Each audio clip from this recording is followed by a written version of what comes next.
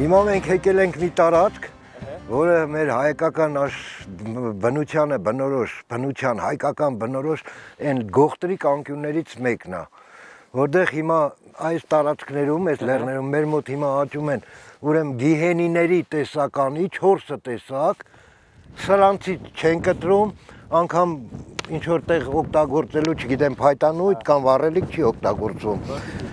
Չվնասել։ Հա, հիմա մենք մոտենալու ենք ուրեմն այս տարածքը, որտեղ ես գտել եմ մի հատ խաչքար, այդ խաչքարը եղել անկած վիճակում, բարձրացրել ենք,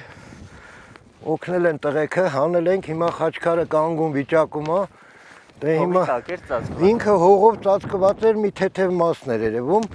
որը ձեռակերտ էր, արդեն զգացվում էր, որ մարդկային ձեռք է կպել,